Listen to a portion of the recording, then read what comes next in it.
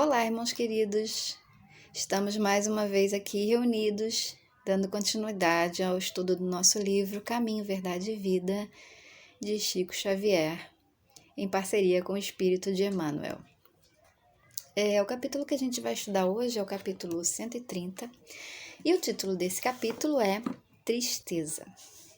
E ele começa com um versículo de Paulo, segunda epístola aos Coríntios, capítulo 7, versículo 10, que diz assim: Porque a tristeza, segundo Deus, opera arrependimento para a salvação, o qual não traz pesar, mas a tristeza do mundo gera a morte.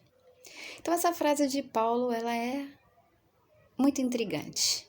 O que será que ele quer dizer com tristeza segundo Deus e tristeza segundo o mundo? E ele diz: a tristeza segundo Deus não traz pesar e opera a salvação. Já a tristeza do mundo gera a morte. Complexo e interessante. Então, Emmanuel vai nos esclarecer de forma muito didática, como sempre, penetrando no sentido profundo e espiritual dessa frase de Paulo, nos fazendo finalmente alcançar o entendimento. E Emmanuel começa assim. Conforme observamos, na advertência de Paulo, há uma tristeza segundo Deus e outra segundo a terra.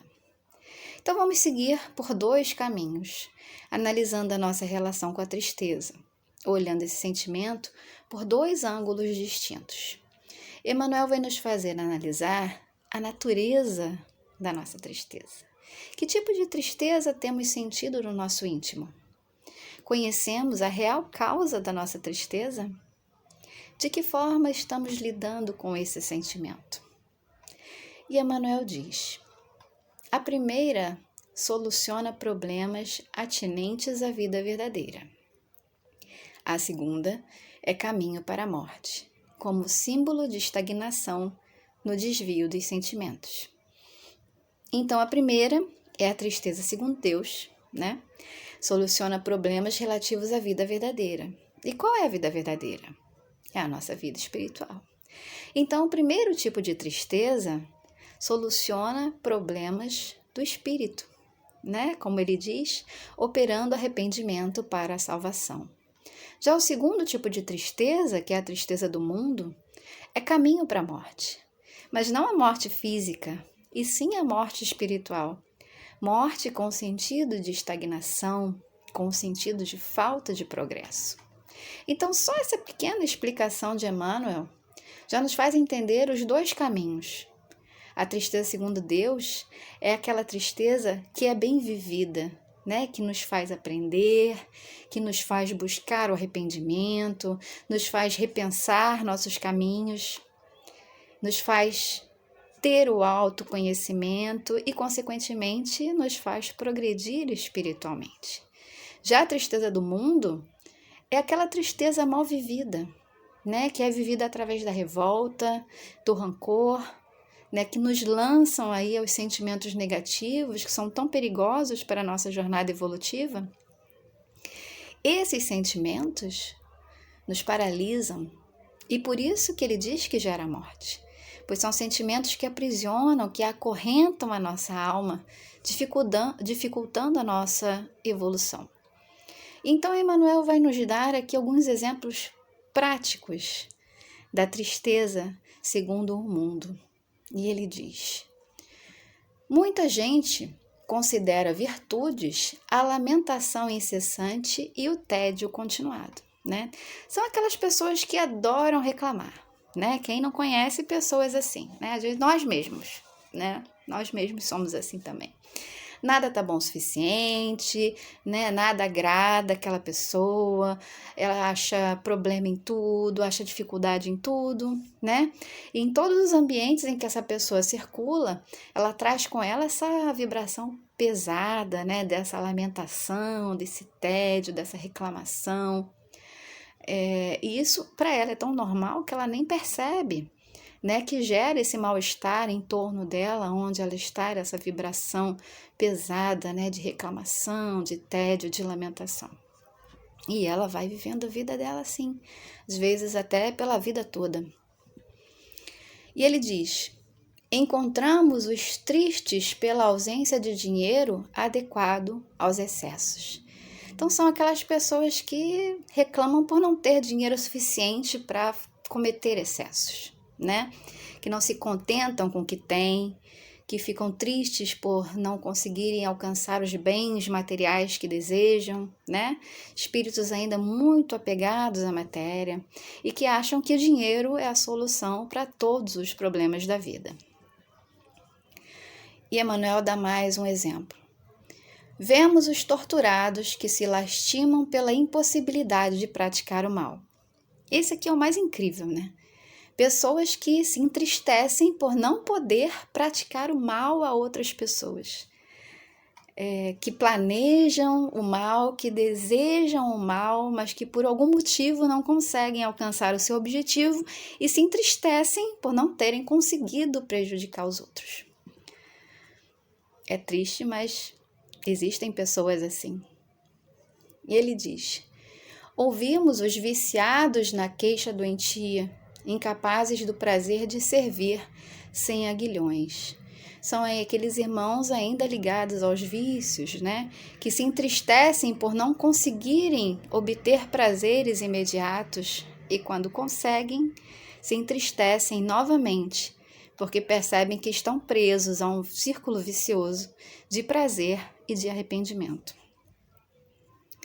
E Emmanuel diz: essa é a tristeza do mundo, que prende o espírito à teia de reencarnações corretivas e perigosas. Então, essas são as tristezas que nos levam a cometer erros sucessivos e, consequentemente, reencarnações reparadoras sofridas. Né? São sentimentos perigosos que nos paralisam e que atrasam o nosso progresso. Então, esses foram alguns exemplos que Emmanuel nos trouxe da tristeza do mundo. Então, agora ele vai falar da tristeza segundo Deus.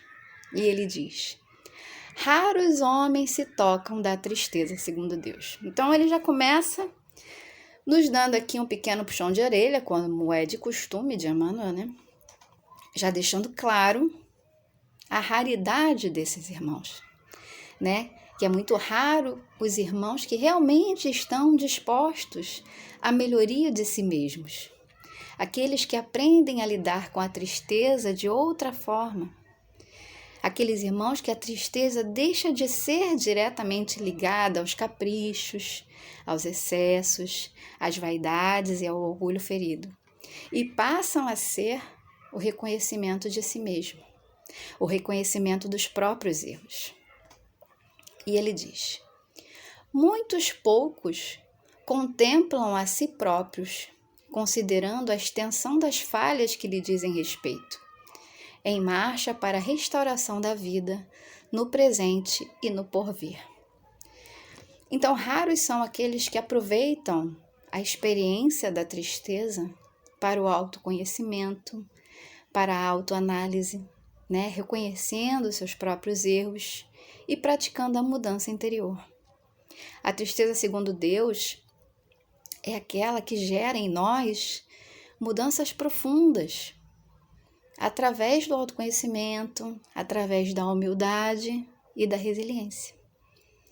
E Emmanuel finaliza dizendo: quem avança por esse caminho redentor, que é da tristeza segundo Deus, se chora, jamais atinge o plano do soluço enfermiço e da inutilidade, porque sabe reajustar-se, valendo-se do tempo, a golpes benditos de esforço para as novas edificações do destino. Então, quem segue o caminho da tristeza segundo Deus, o caminho do autoconhecimento, o caminho de reflexão sobre si mesmo, esse irmão, ele vai chorar, ele vai sofrer, mas jamais será um choro somente de lamentações e de rancores. Serão lágrimas purificadoras que lavam a alma e que fortalecem o espírito, reajustando os sentimentos. E que através do tempo e do esforço próprio supera as dificuldades e renasce para novas experiências da vida. Que lição bela Emmanuel nos trouxe hoje. Agora cabe a nós refletir sobre a natureza das nossas tristezas. Elas são segundo Deus ou são segundo o mundo? Estamos caminhando rumo à nossa reforma íntima e evoluindo? Ou estamos estagnados, mortos, aprisionados a sentimentos materiais, aprisionados a vaidades, a egoísmos, rancores, vinganças, vícios? Então fica aqui a sugestão de autoanálise para cada um de nós. Reconhecer a natureza da nossa tristeza já nos dá um direcionamento do que temos que mudar em nós. E isso é um pequeno passo em direção ao nosso objetivo. É claro que ninguém aqui está dizendo que a gente não pode ficar triste, né? Isso é impossível, né? Vivemos aqui a experiência na matéria e com certeza passaremos por muitas tristezas, muitas experiências tristes na nossa vida. Mas a diferença está justamente de que forma lidamos com a tristeza e qual é a origem dessa tristeza.